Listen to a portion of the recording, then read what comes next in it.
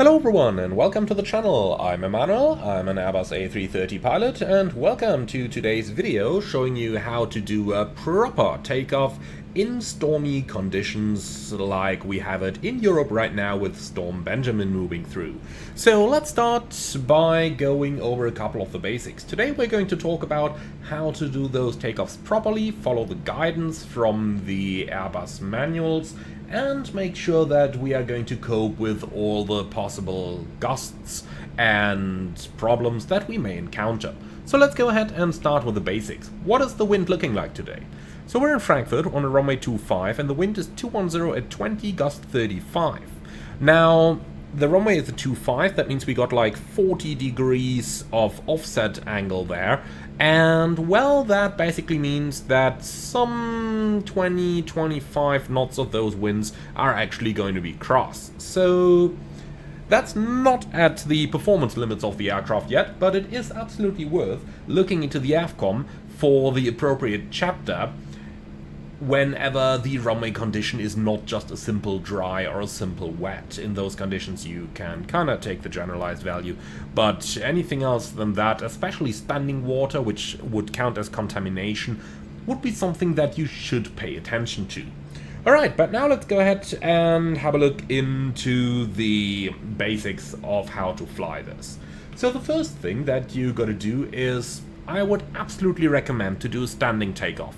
This is standard Airbus procedure anyway, instead of a rolling takeoff, so just go on the runway, stop the aircraft there.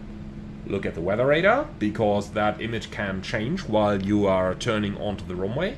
So right now we can see it's only green and yellow in our departure path, so no problem there. Now the next path is to actually prepare for our takeoff. And for this there are a couple things that we should be aware of. Let's start with the basics, and that is setting your takeoff thrust.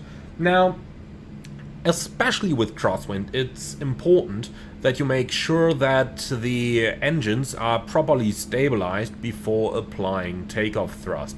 This is so important because the engines that are on the upwind side of the aircraft might accelerate differently because there's a different flow of air going over the engines than those on the downwind side of the aircraft, where the fuselage may be shielding some of the engines from the wind.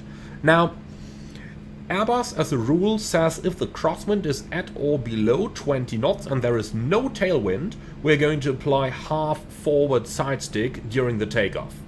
If there is any tailwind or crosswind greater than 20 knots, then we're going to use full forward side stick in order to increase our maneuverability of the aircraft on the ground, because the forward side stick basically pushes the nose wheel a little bit stronger onto the runway, therefore increases the steering effectiveness at low speeds where the engines themselves, which are located below the center of gravity, are pushing the nose up, therefore reducing the effectivity of the nose wheel steering, while the downwards elevator increases nose wheel steering effectivity. Alright, so we now know how to set our thrust, we now know what to do with the side stick. So next let's talk about keeping the wings level. So according to Airbus, it is normally not required to use any into the wind aileron. So, you know, on a conventional aircraft and even on many Boeing airliners, with crosswind coming from the left, you would use left input. We don't do that on the Airbus. The Airbus, you just keep the side stick at the center position, and only when you really see that the aircraft starts banking during the takeoff run, which can happen with strong winds, only then you would use as minimal input of a side stick as absolutely necessary. The reason why is very evident on the flight control page, where you can see that even with this little bit of a stick deflection right now, the spoilers are already extending, therefore providing more drag and making the takeoff run longer and worse than what has been predicted. Now, when the weather conditions are so that wind shear could reasonably be expected, it is recommended to do a full toga takeoff rather than just using a flex takeoff, but that's only really with wind shear present, otherwise you normally have sufficient thrust available. Now, on those aircraft that are not just equipped with flex takeoff, but also with fixed derated takeoff, it is recommended not to use the fixed derate, but rather just the flex, because the fixed derated takeoff calculations would assume that even in case of wind shear, thrust is not increased above the fixed derate, while if you're using flex, your takeoff speeds are calculated with thrust all the way up to maximum toga. Now let's just quickly talk about the wind shear escape in case it does happen before we go into our normal takeoff. Now, wind shear. Well, there are 3 different types of wind shear here that we need to talk about. If you get a predictive wind shear alert, then well, it is possible to continue the takeoff and avoid the wind shear afterwards. However, if you get anything reactive, then rejecting the takeoff is absolutely mandatory, and there is no discussion about that.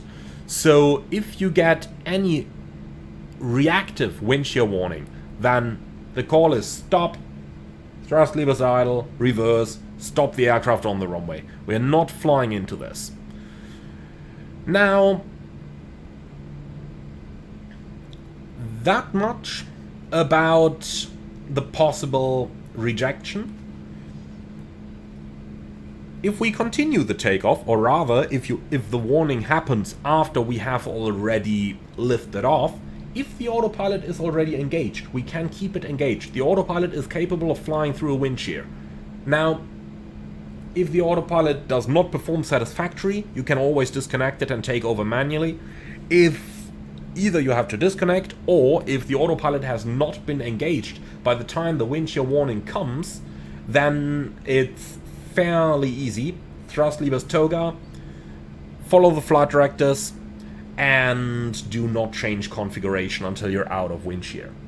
Now, there is one more scenario here. We talked about a predictive and a reactive wind shear, but there is one more scenario, and that's if there is no wind shear warning actually given by the airplane, but you see huge variations in your aircraft speed. You can at any time manually call wind shear toga, and then just go into the wind shear escape maneuver until you're out of the weather.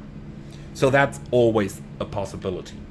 Alright, now let's go ahead and have an actual look at how to fly this. So we just talked about our crosswind being somewhere in the region between 20 to 25 knots. For this reason it's going to be full forward side stick, and well, there is no wind shear currently forecast, it's just gusts, also no thunderstorms or anything that would make it likely to expect a wind shear. For this reason we are going to use flex takeoff today, and with that I'd say let's give this a go and see how this is going to work out. So the parking brake is released, we're gonna start the timers over here. First of all, stabilize the engines. So we're looking for 50% here in the A340, that's looking good. Side stick full forward, and then let's set thrust. Manflex 55, SRS, runway, auto thrust blue. Thrust set, roundabout at least. So at 80 we slowly return the side stick to neutral, reaching neutral at 100, and that's cross-checked.